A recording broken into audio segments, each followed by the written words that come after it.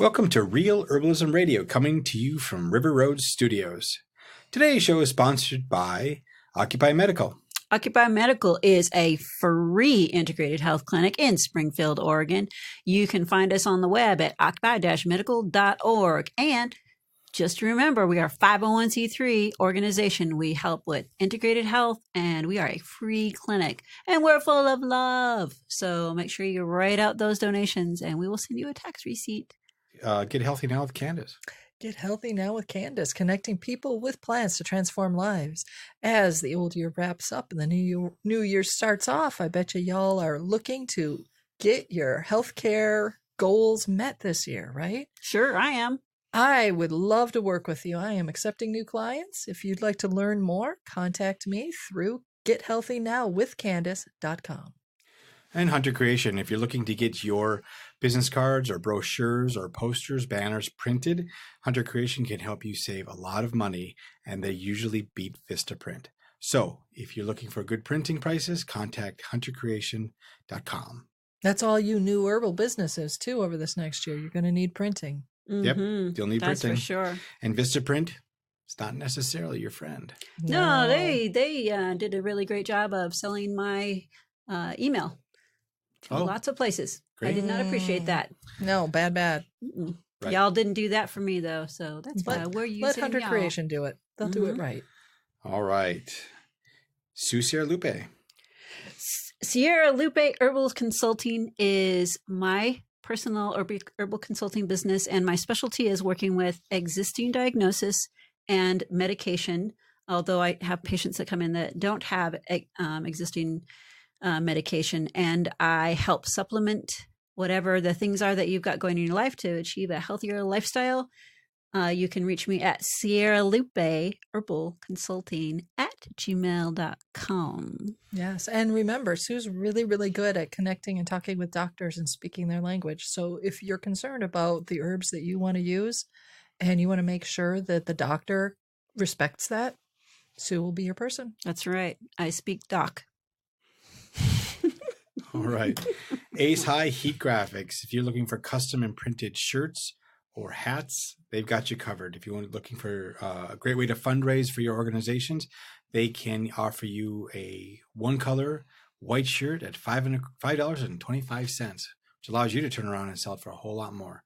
So if you have any fundraising needs, contact acehighheatgraphics.com or sales@acehighheatgraphics.com. Oh, and don't forget that you will also be supporting youth, because that's actually a youth-owned business. That's right. It is. It is a youth-owned business. Herbal Nerd Society, guys. The Herbal Nerd Society is my favorite group of folks. Yes, they are fabulous. They are wonderful. Yep. The Herbal Nerd Society is our collective society for teaching and sharing great information on herbs. They support us by paying a small monthly membership fee, and we support them in their herbal studies by creating and writing on different herbs each month. Yep. We focus on one herb a month, which we've said over and over again. That's the best way to learn herbs. Just take one and focus on it and make it your friend. And for those of you who've tried that and then say, oh my God, so I got to know these 5 herbs really well, but I really don't know how to formulate with them. We write articles every month on formulation for working with the specific herb that we're working with. And once you get to know it really well, here's some ideas for how to formulate with it. Using it energetically.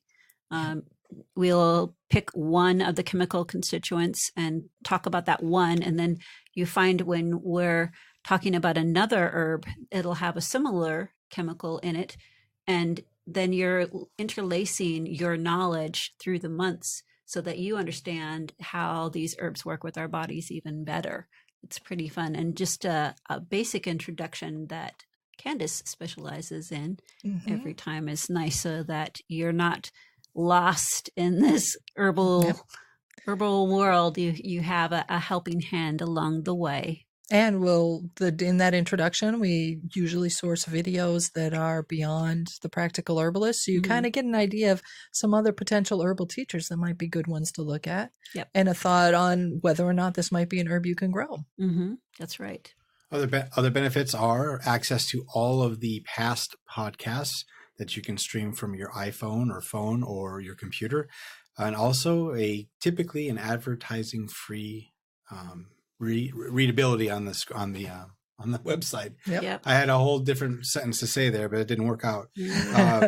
So yeah, ad-free viewing. There you go. Ad-free viewing. So for $49.99 a month, or $49.99 for the year. Yeah, that makes more and sense. $4.99 a month, you can become a member and support the Back to Herbalism and Real Herbalism Radio. Yep. All right. So on with the show.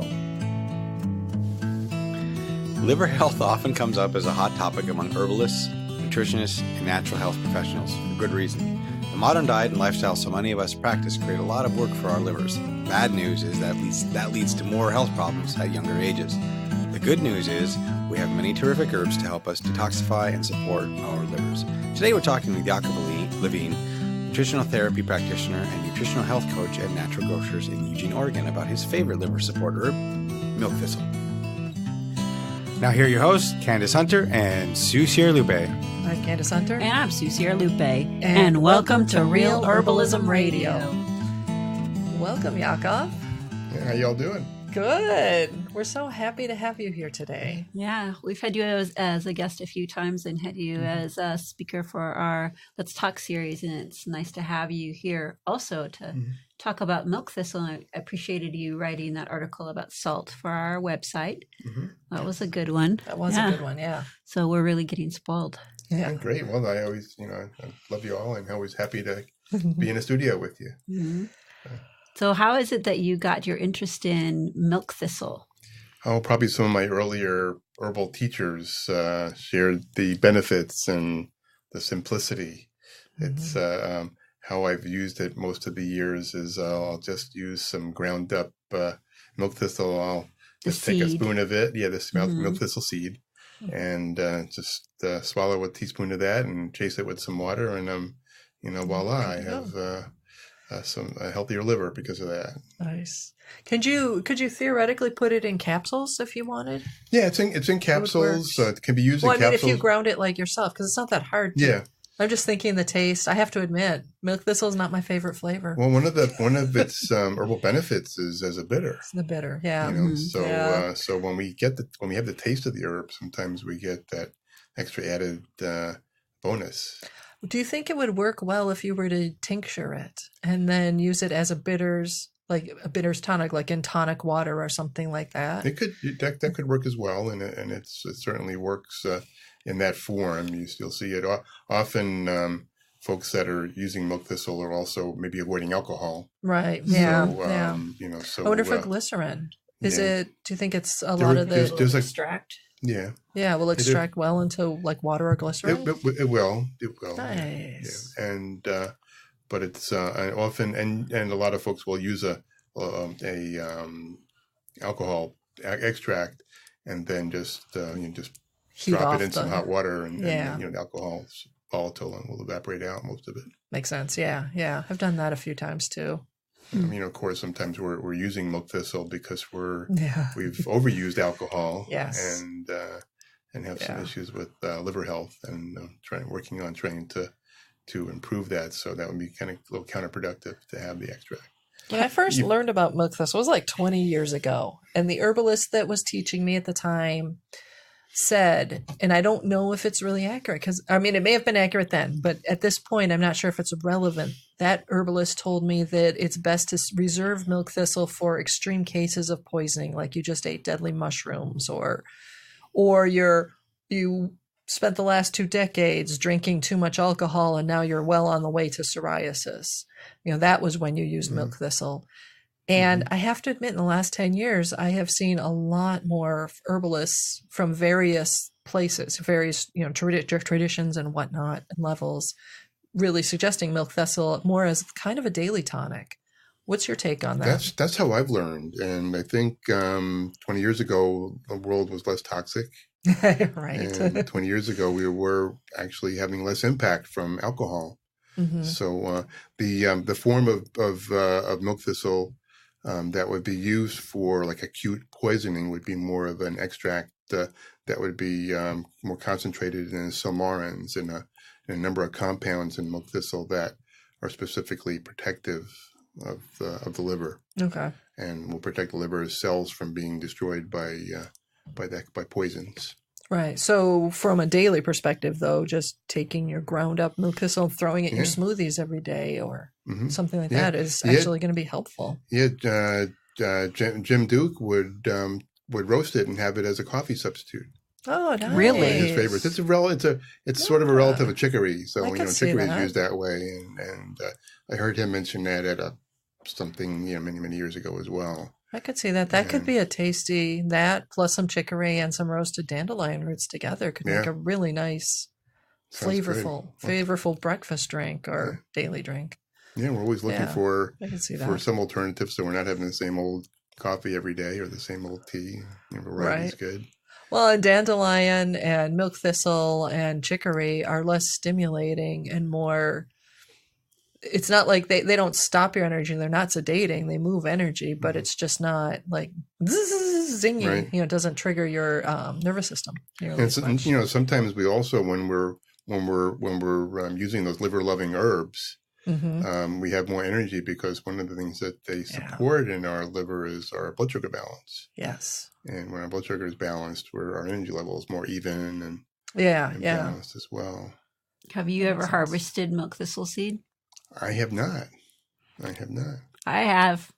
Yeah, tell us about it. Well, it's quite the endeavor because I guess tall, so you're bending that stalk back when it is starting to poof out, and it because they're attached to those tiny little poofs that take the tassels that take it out to the wind, and so I was harvesting with Patty Leahy, who's been a guest as well, and she has some articles on our site too. And so we were thinking the best way of doing it after our extravaganza was to cover the seed heads with like paper bags or something like that until it was ready, and then harvest it after it dried a little bit, rather than try to chase it down like we did. You probably do that with a little bit of cloth as well, or muslin or something. And I imagine, thistles typically are, can be considered invasives. Yes, yes. So they are. Not wanting that to be where you don't want it to be. Right. To be a challenge with that as well. If you're trying to, you're not wanting that to mingle with other plants that you might be growing at the same time. In California, they're lower growing. In the drier places, it's lower growing, and then here it was like over 6 feet tall. How tall those stalks were. I've seen those tall suckers, but I haven't harvested them. Yeah, and they get them little prickles on it. Beautiful, beautiful plant. But I have to say I was intimidated enough by the process because you had to separate everything so much, and then it's sitting there drying and then grinding. I'm very happy to purchase it. Yeah. And grinding the seeds as well. There's another advantage to having freshly ground seed, so it's not roasted. Is there's oils. There's really nice. I was going to ask about that. Good nutritive oils, and so in the when we're milling it at home in our coffee grinders that we do, or us home herbalists do it. Sometimes we'll heat up the seed a little too much when we're grinding it. So I have we have folks in town that mill it professionally for us, and nice. And that's a great resource, and that's what we do in our house. Are they just hand grinding it? No, they probably doing have a large bulk. Grinding. Yeah, there's when you're grinding special mills. Yeah, when you're grinding things like coffee in mass, huge amounts of it. There's ways that they cool the machine as they're doing it, so it keeps the temperature controlled. Okay. It's kind of grinding and flowing at the same time. Yeah. Yeah. Well, I could see keeping like you've got your milk seed or milk thistle, flaxseed and your milk thistle seeds, just sitting there waiting next to each other for your daily smoothie, and you could hand grind them really easily. And you can do it in a mortar and pestle, Yeah, exactly. And, and if you're doing, if you're having something like, adding it to like a smoothie bowl or something like that, if it's not ground really fine, that's okay. It's okay. Well. Yeah. Or if you added it to like a salad or something like that, the way that cracked pepper, I like really lightly crack my Mhm. black pepper for those things. Mhm. It would Yeah, we be the gotta get a same. couple of pieces cut stuck in Yeah. your teeth for later. Yeah. Yeah, Mhm. exactly. Is it contraindicated with any medication or with any other herbs?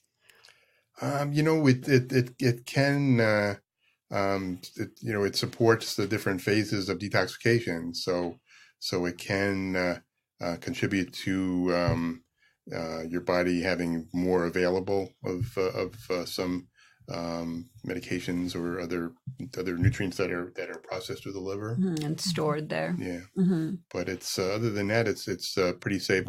One of the reasons that we use milk thistle is to protect the liver from toxins. So our liver is working 24/7. I know folks talk a lot about doing cleanses, and I get that asked a lot. People come in to see me and natural grocers all the time saying, "Oh, I want to do a cleanse." I said, "Well, you're doing a cleanse right now." Yeah. We're always Your doing body that does. 24/7. Yeah. People just often don't get that. Yeah. And so we have different phases of detoxification.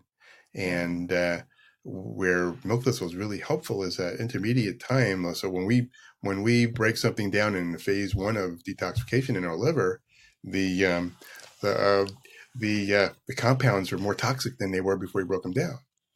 Right. And Yeah, so it's the like milk it gets thistle worse will before it gets protect your better. liver while the slower phase 2 part of detoxification happens. And so analogy I like to use for that really I can really picture really well is you've all had an experience where you've broken a glass, jar of something. Yeah. Oh, yeah. And so that glass is all of a sudden becomes a little more dangerous Yeah. once it's broken.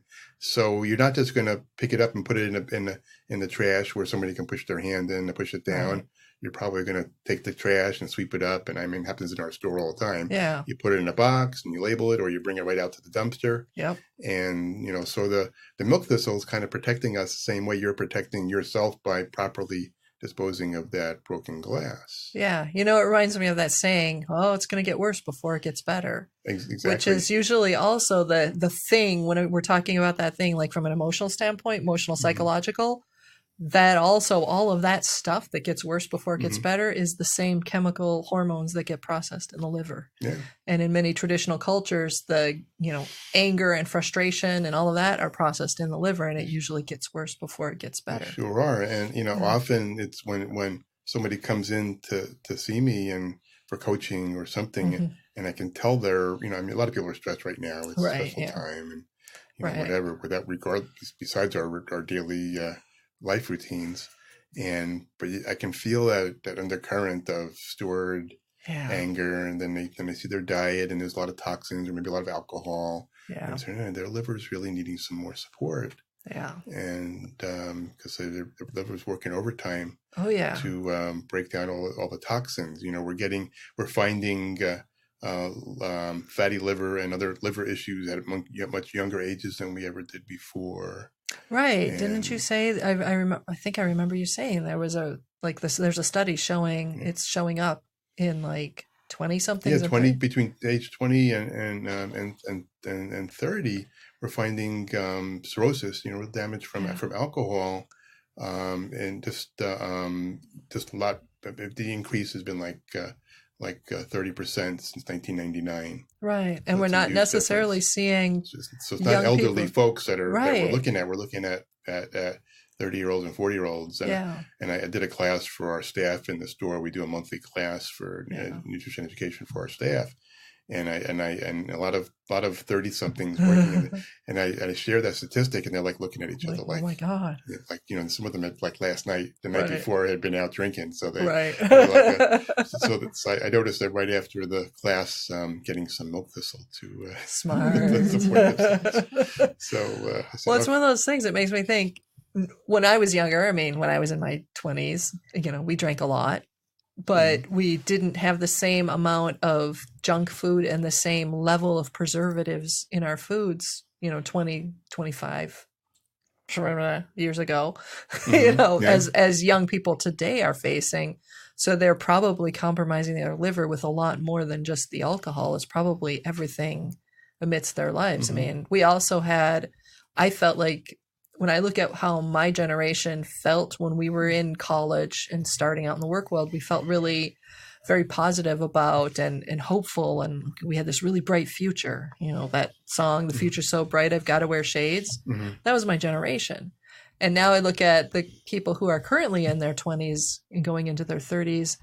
And I mean, we're calling it the rental generation. They're struggling more than my generation did, and so I think they've got a lot more frustrations and a lot more stress than we probably did, or of a different type anyway. And stress certainly impacts us for sure, on a lot of different levels. All of our liver is part of our digestive system, and our digestive system is really impacted. And when we're experiencing all this extra stress, and it impacts our digestion, and sometimes that could lead, with a poor diet, can lead to leaky gut.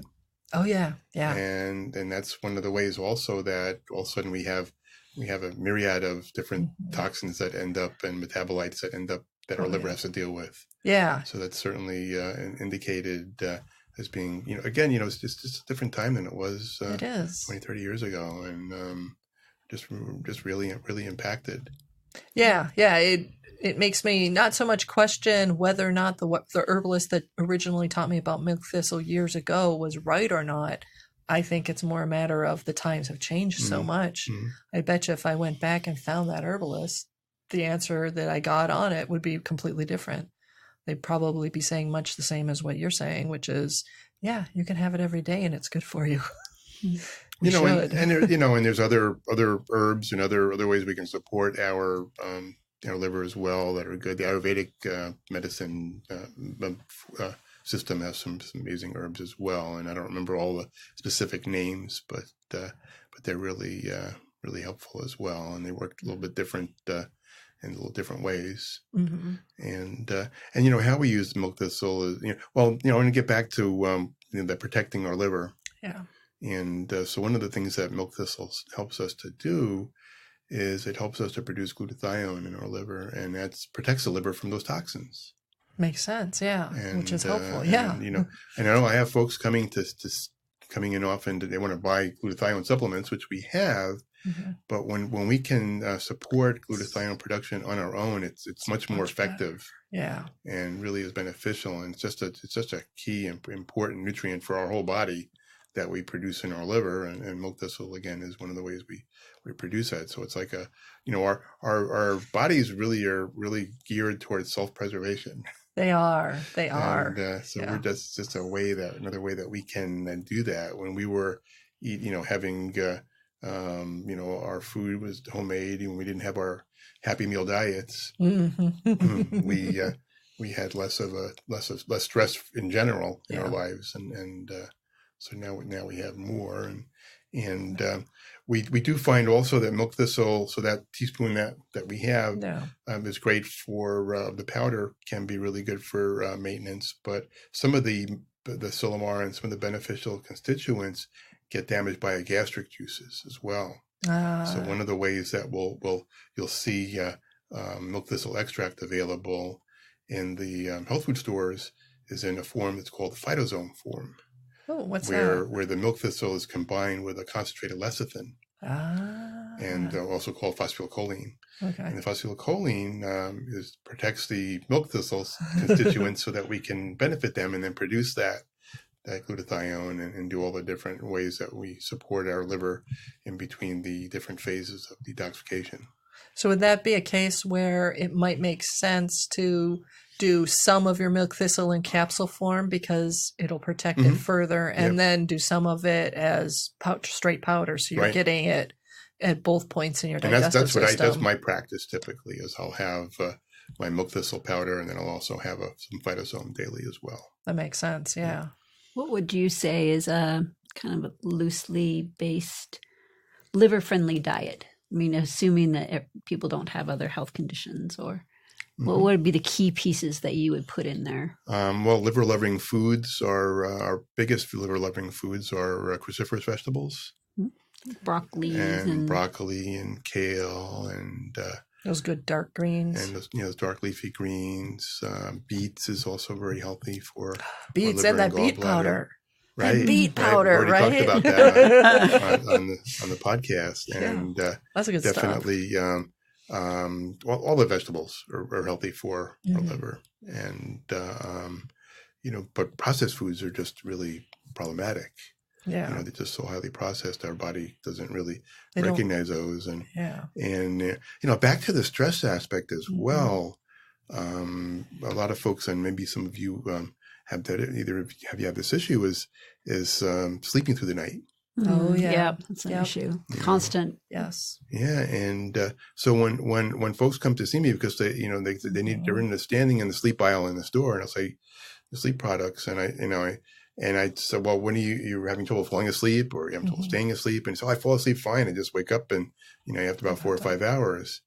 And Yeah. so, well, they're probably not having a valerian deficiency. No, Yeah. no, you're probably or okay any there. Any of the nervines, Yeah. but they're hypoglycemic. Yes. Mhm. So they wake up. Yes. So yeah. we say, well, let's look at how we can support your liver, because your liver is involved in converting. Your liver will store blood sugar, Mhm. glucose, Yeah. also called blood sugar, as glycogen, and then as your body needs that, it'll convert it Right. so that you can have that between meals. So Yeah. how your body runs between meals. You'll store some glycogen in your muscles, but mostly in your liver. And that whole process of your adrenals producing cortisol telling your liver, okay, convert some glycogen to blood sugar, to glucose, Mhm. and it wakes us up. Yeah. So often I'll have some Makes folks, sense. instead of trying a sleep aid, trying Try. some milk thistle. So do you have them take it morning, noon, night, with dinner. anytime with dinner? With dinner. I was thinking, as you were talking about it, I was thinking that makes a lot of sense because milk thistle to me sounds like it would be like restorative to the liver. So Well, it builds the liver. Well, it does some. Yeah, it builds the liver's it's function. building. One of the functions of the liver is blood sugar balance. Yeah, and I think I can't remember the time period, but I think it was like 8 p.m. to like 1 a.m. or something like that is the time, according to like the Chinese calendar, of when your liver is rebuilding, or when that, that organ in that system is rebuilding. So rebuilding. And it's the beginning of the sleep cycle. And if you have your milk thistle shortly before that, and then it can use it to rebuild, that should help extend your ability to sleep longer. And one of the reasons we do more of that night work is because we're sleeping, and our body's not using energy for digestion and everything else. So it's also when we break down and rebuild our bones. Yes. So we're doing a lot of things at night. It's also when we're storing things we learned in our hippocampus. That's when the filing process happens. All the organization. So all those things are happening while we're sleeping, but if we're not sleeping, those things aren't happening. They're not happening. Yeah. So we get toxic on all sorts of other levels, and so it's just really an important part of that picture. Yeah. Looking at that. If I remember right, isn't it the human growth hormone isn't made until about 6 hours into sleep? You have to have 6 solid hours of sleep before you can even get to your body making the hormones for growth. Yeah. And that 6 hours is all about that, storing what has happened, detoxifying, cleaning up the mess from the previous day so that you can get on with the next day. So, for myself, a good day is when I've slept all night. Right. And, as we get older, there's other things that come into play. And so, I'm sure that pretty regularly myself, I don't always remember, but I'll get up at least once at night to use the restroom. Oh, yeah. But without any difficulty falling back to sleep. Right. So that's when I know things are working. And that's working, the key. You can go right back to sleep. Right. Yeah. Mm-hmm. And I haven't always had it work that way. So right. that's a great achievement. And I believe that, that's part of the picture. And also, milk thistle is also kidney protective.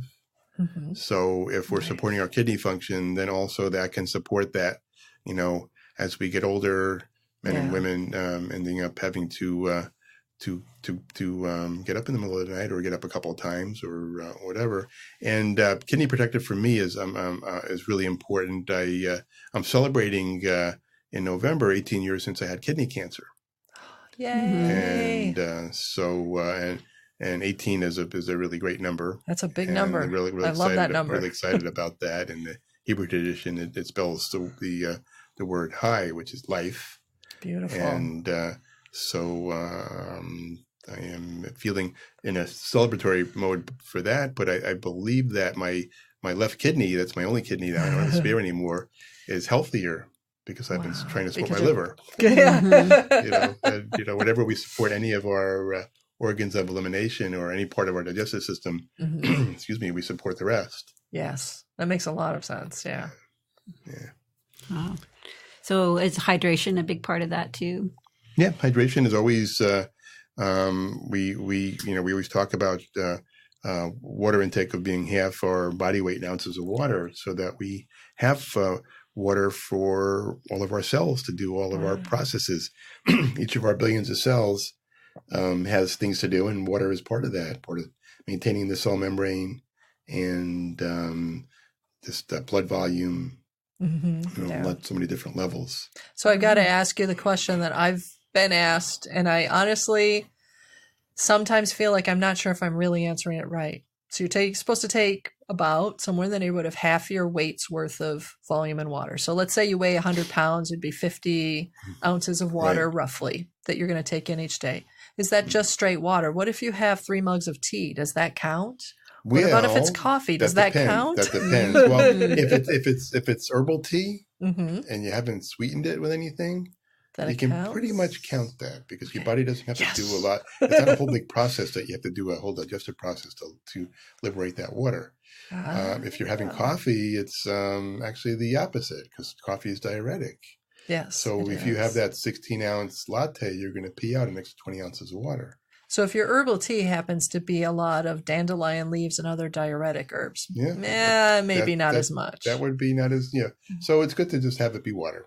Nice. And one of the things that I've been using for my hydration process lately has been a salt solution called Soleil. I don't know if you've heard of that. No, I haven't. And so it's a way to get the trace minerals and sodium into solution, so that you can get it into your so you can actually body. Absorb them, right? So what I do is I take a quart mason jar with a plastic lid, because I'm working with salts, and which is corrosive, right. And I put about a cup to a cup and a half of really good quality Himalayan salt or real salt or Celtic salt.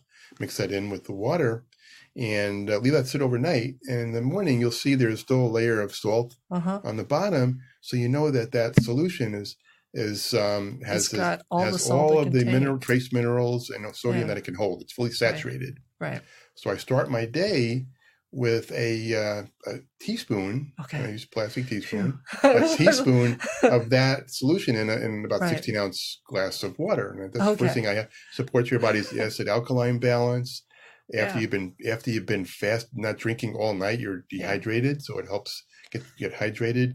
And the trace minerals that are in that solution, help you to deliver the water to your cells. I love that. And you scared me, because I was afraid you were going to tell me, and now you drink that quart. No, that's not drinkable. It's really that sounds really. It has a little bit of a salty taste. Yeah, some people will say, "Oh, it's too salty. I can't drink it." I said, "Well."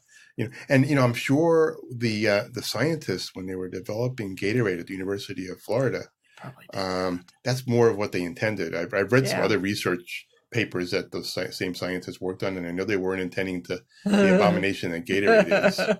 With all the artificial coloring and sweeteners and all that yuckiness. I bet if you were to take a nice strong infusion with some like nettle and raspberry leaf and oat straw, and then add that salt. That infused salt water to it, that would make a really outstanding. Yeah, I've actually done that with. I've done it. How I learned from Susan Weed is, to take my my nettles and let it steep overnight, infuse overnight, and usually add a little bit of peppermint, and then add a teaspoon to that, and it's really a great way. Or when it's nettle season, you can just add some of that Soleil to your sauteed nettles as well. I like the idea of doing that Soleil. I think that will bump up my homemade Gatorade a notch. Yeah, it's a great way. A lot of folks are looking at electrolytes. Recognize the importance of getting those, and there's a lot of sodium phobia. Yes, there is in our society, and we need to start out of that as well. And when we have it in that form, and in that natural solution. It's kind of a natural way that nature intended us to get that. Yes. Instead of a bag of Doritos. Yes. Instead of a I mean, we like that crunchiness of the Doritos. But what I find, I love chips. Yes. I do And chips too. are not a good thing for me to eat. I don't really Yeah. feel good afterwards. Right. And some, there's healthier versions. We can have cassava chips now that are made out of, the whole yucca root. But I'm finding that they're all too salty. They And are. finally, They are salty. one of the versions of cassava chips we have called Siete chips that we have in the store, they have a no salt version. And Nice. it's perfect. It's like, wow.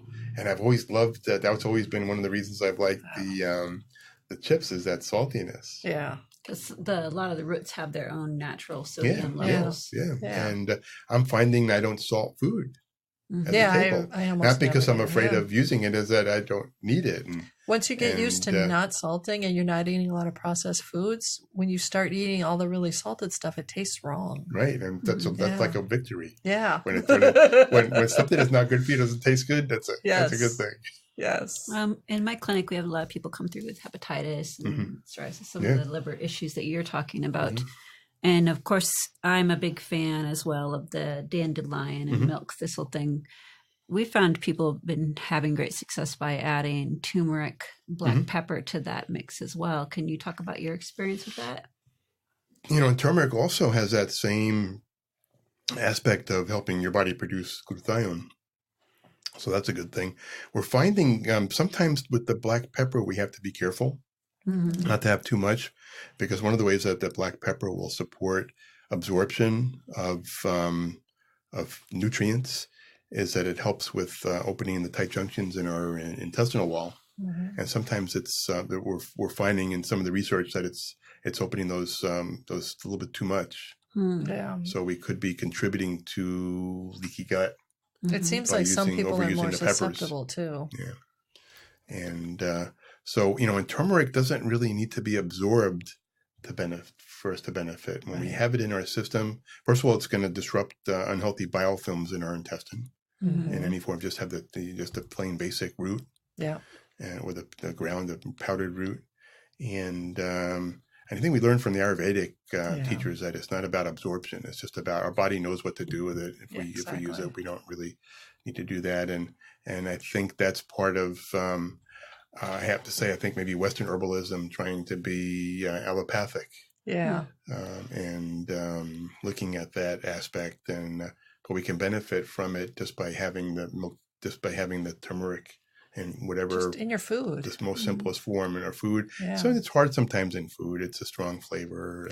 And It is, but you don't need a lot of it in any dish. Yeah. And if you can get it fresh, that changes the flavor. It sweetens it considerably. It's not it's nearly delicious, as I think. it's not nearly as strong a flavor. Yeah, fresh. I will use both fresh turmeric and fresh ginger root, which are related. Yeah. And I'll use those together and in a tea or with a little bit of licorice. And, Oh, sounds fabulous. And I'm a happy camper. Yeah. I do that. It's an excellent digestive. Formula, we've been using that.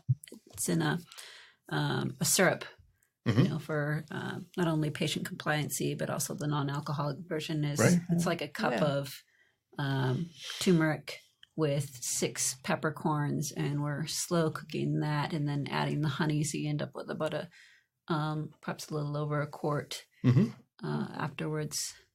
And that's an amazingly concentrated amount of syrup. It's probably really tasty. Yeah, I think Sounds when I'm saying great. like now I'm saying a quart, but now I'm thinking of the larger ball probably of a half jar. It's a gallon. half gallon. Yeah, probably sorry, a half gallon. Yeah. ignore that one. But yeah, in that people are compliant and taking it, and then they're getting good lab results back with that. It's great. That's good that you can actually. That's one of the things I miss about not being working in the clinic. Oh yeah, Is trying stuff out. I don't, but I also don't. You don't get that same information. Getting the folks test come back, in and see me. They said they feel better, Mhm. but I don't get to look at those The lab results and go like, yes, this is why you're feeling better because or you're maybe not feeling quite as good as you want to feel yet, but you're getting better. The labs are telling us that, so keep doing it. Mm-hmm. So it's wonderful that you have that aspect.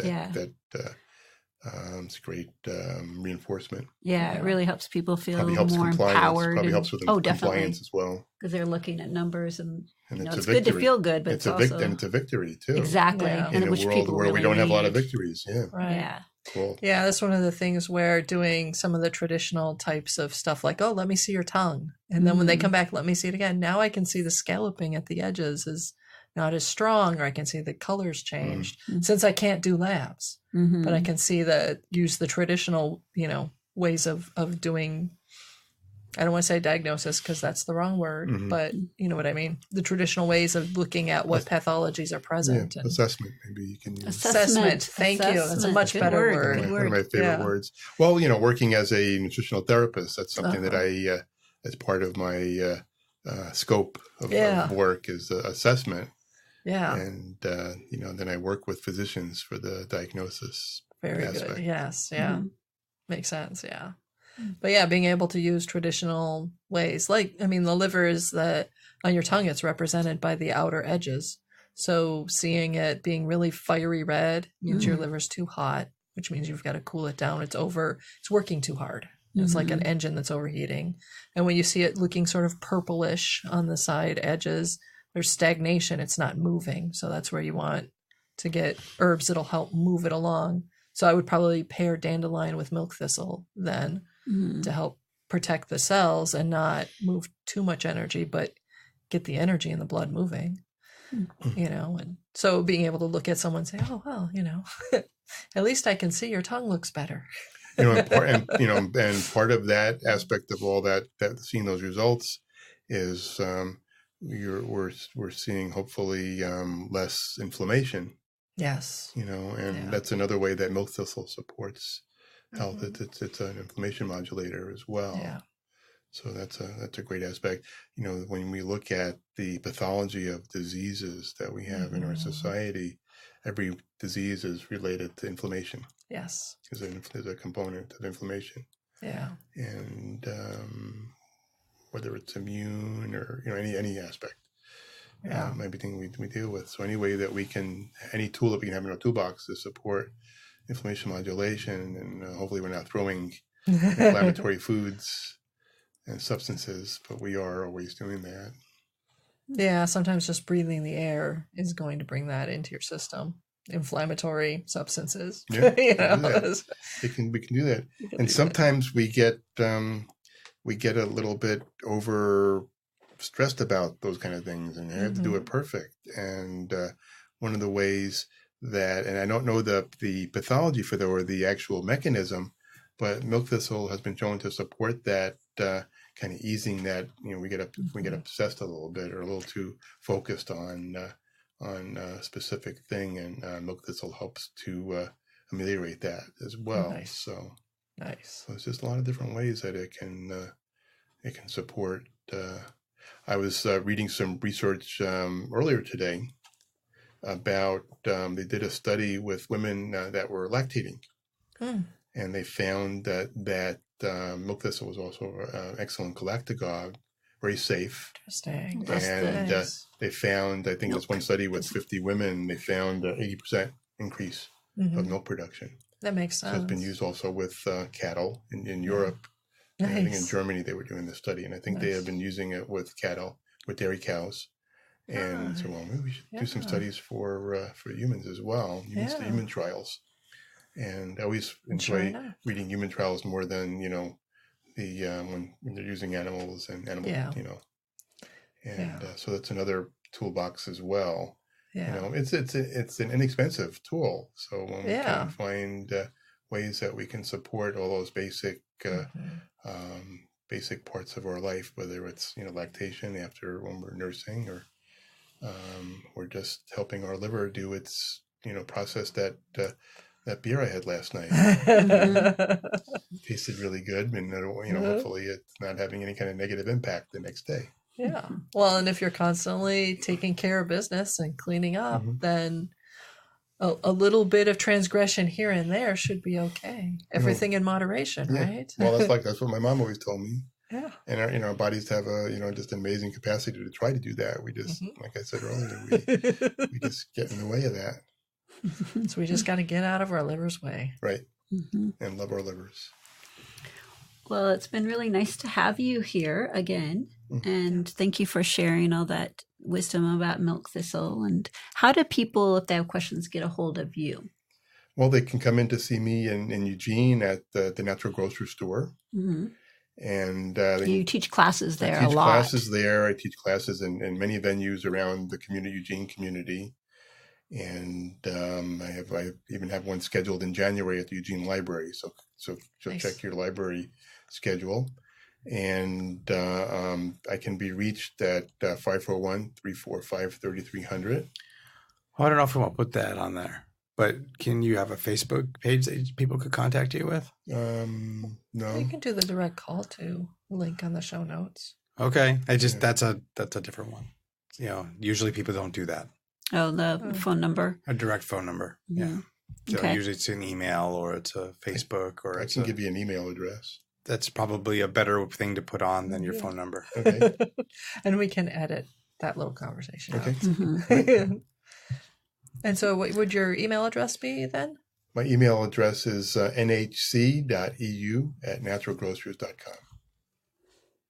Lovely. And Sue will have that in the show notes for everyone. Great. And I'm available for free one-on-one health coaching Lovely. by appointment.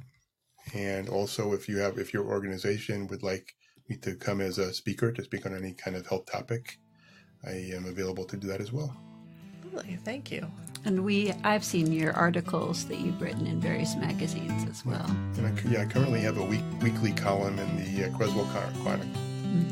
Creswell newspaper that serves Creswell, Pleasant Hill, Cottage Grove, and hopefully some of Eugene. Well, thank you again very much, Yaakov. It was wonderful. Well, my pleasure. Thanks for the opportunity. And as always, Put an herb on it. The statements made about herbs and products on this podcast have not been evaluated by the United States Food and Drug Administration, FDA, and are not intended to diagnose, treat, cure, or prevent disease. All information provided on this podcast or any affiliated websites is for informational purposes only and is not intended as a substitute for advice from your physician or other healthcare professional. You should not use the information on this podcast and its affiliated websites for a diagnosis or treatment of any health problem. Always consult with a healthcare professional before starting any new vitamins, supplements, diet, or exercise program before taking any medication, or if you have or suspect you might have a health problem. Any testimonials, questions, or case studies are based on individual results and do not constitute a guarantee that you will achieve the same results.